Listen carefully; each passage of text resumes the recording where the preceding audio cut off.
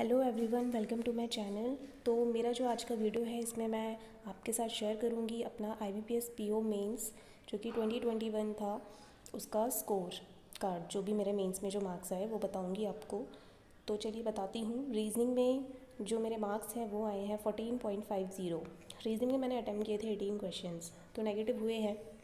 उसके बाद general awareness की बात करूँ तो 6.75 आए। अटैम्प्ट 15 किए थे, बट घर आके मैंने चेक किया था तो मुझे पता लग गया था मेरे 5-6 नंबर ही आने वाले हैं। उसके बाद फिर इंग्लिश की बात करती हूँ। इंग्लिश में मुझे मिला है 25.25। इंग्लिश काफ़ी इम्प्रूव कर लिया मैंने, तो ठीक हूँ। आई मीन इंग्लिश के मार्क्स से मैं खुश हूँ। और अच्छा स्कोर करना है, हालांकि 30s में होना चाहिए था। और अगर क्वांट सेक्शन की बात करूँ तो 18 मार्क्स मिले हैं।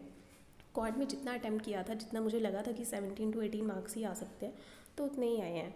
और डिस्क्रिप्टिव राइटिंग की बात करूँ तो 13.75।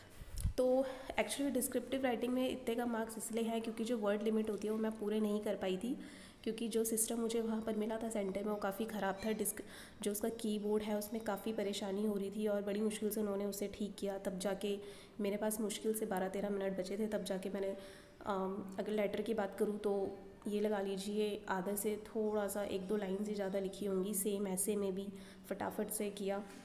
और उस समय तो हालत ये हो गई थी, ऐसा लग रहा था कि अब डिस्क्रिप्टिव भी क्लियर नहीं होने वाला। बिकॉज़ कभी कभार होता है ना, चीज़ें आपके कंट्रोल में नहीं होती, ऐसी अनप्रेडिक्टेबल सी चीज़ें हो जाती हैं, तो उस समय आपका दिमाग काम करना भी बंद कर देता है। तो डिस्क्रिप्टिव पोर्शन में मेरे साथ वहाँ पर यही हुआ।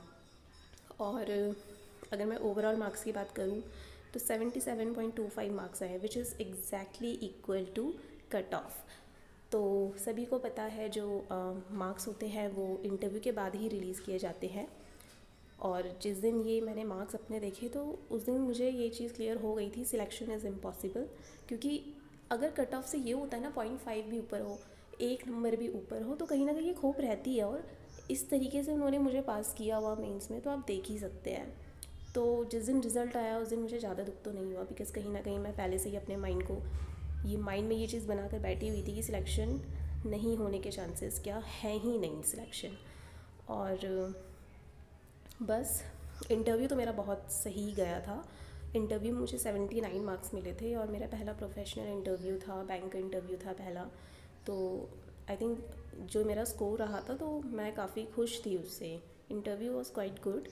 और मेरे पेरेंट्स को भी ये लगा कि इंटरव्यू में अच्छा तूने किया है, बट यही है तूने मेंस में गड़बड़ी कर दी इस बार।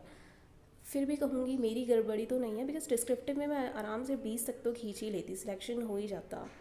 बट कहते हैं ना, कभी कभार इंसान की मेहनत उतनी नहीं रंग ला पाती जितनी उसकी किस्मत आगे आ जाती है।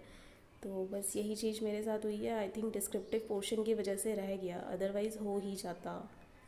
अब खैर पछताने से कोई फ़ायदा है नहीं। मैं SBI PO की तैयारी करती हूँ। दुख तो खैर काफ़ी हुआ था, क्योंकि जो हमारी वजह से जो गलतियाँ होती है, अब जैसे GA सेक्शन की बात कर लूँ, मैं रीजनिंग की बात कर लूँ, तो इसमें भी मेरे कम मार्क्स आए हैं, लेकिन ये मेरी गलती की वजह से हुआ है, मैंने नेगेटिव किया है, तो इस चीज़ का ब्लेम मैं खुद पर ले रही हूँ। लेकिन ये डिस्क्रिप्टिव राइटिंग का जो पोर्शन है इसमें मेरी कोई मिस्टेक ही नहीं थी, फिर भी ऐसा हुआ, तो कहीं ना कहीं ये चीज़ बहुत हर्ट करती है। अब SBI PO को टारगेट कर रही हूँ और सिलेक्शन लेकर ही रहूँगी इस बारी। तो आप लोग भी नीचे कमेंट सेक्शन में मुझे बताइए आप लोगों का कितने मार्क्स पर सिलेक्शन हुआ है, कट ऑफ से एग्जैक्टली कितने इक्वल आपके, कितने ऊपर आपके मार्क्स थे। Okay then, bye bye, see you in my next video.